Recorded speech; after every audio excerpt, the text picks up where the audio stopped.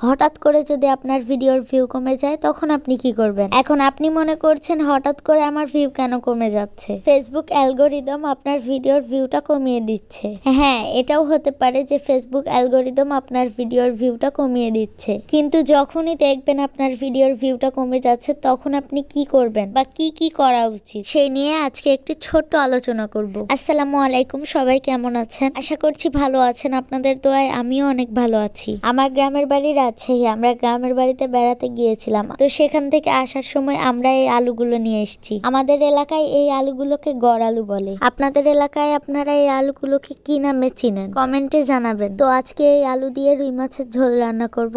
এই আলুটা মাছ দিয়ে রান্না করলে খেতে খুবই মজা হয়। এই আলুটা কিন্তু শীতকালেই খেতে বেশি মজা লাগে। তাই তো আলুটাকে প্রথমে একটু হলুদ দিয়ে ভাপিয়ে নিলাম। তাই ভাবলাম আমি রান্না করি আর আপনাদেরকে ভিউজ বাড়ানোর জন্য কিছু টিপস দিই। আরেকটা কথা, আপনাদের যদি আমার ভিডিওগুলো ভালো লাগে তাহলে একটি লাইক, একটি কমেন্ট আর একটি শেয়ার দিয়ে পাশে থাকবেন। তো যে কথাটা বললাম, অনেকেরই কিন্তু ভিডিওতে খুব ভালো ভিউ হয়। সেই ভালো ভিউ হতে হতে কি হয়, হঠাৎ করে কিন্তু ভিউটা কমে যায়। এটা কখনো হয় জানেন? যখন ফেসবুক নতুন কোনো আপডেট নিয়ে আসে তখনই এই সমস্যাটা হয়। কিন্তু একটা বিষয় কি জানেন, অনেক সময় কিন্তু আপনার জন্য ভিউ কমে যেতে পারে। অনেক সময় দেখা যায় আপনি অনেক ব্যস্ত হয়ে পড়লেন, তখন কি করলেন, আপনি আগের 28 দিনে যে পরিমাণ ফেসবুকে অ্যাক্টিভ থেকেছেন এবং যে পরিমাণ ভিডিও আপলোড করেছেন, লাস্ট 28 দিনে হয়তো বা আপনি সেই রকম পারফরমেন্স দেখাতে পারেননি। মানে আপনি প্রথম অবস্থায় যে পরিমাণ ভিডিও এবং ছবি আপলোড করেছেন, লাস্ট 28 দিনে হয়তো বা আপনি সেরকম কিছু করতে পারেননি। আর আপনি আগের মতো পারফরমেন্স না করার কারণে আপনার ভিডিওতে কিন্তু সেরকম একটা ভিউজ আসছে না। আবার ফেসবুক অ্যালগোরিদম কিন্তু নিজেও আপনার ভিউটা কমিয়ে দিতে পারে। যখন দেখা যায় ফেসবুক নিত্য নতুন আপডেট দিচ্ছে, তখন কিন্তু আমাদের সবচেয়ে বেশি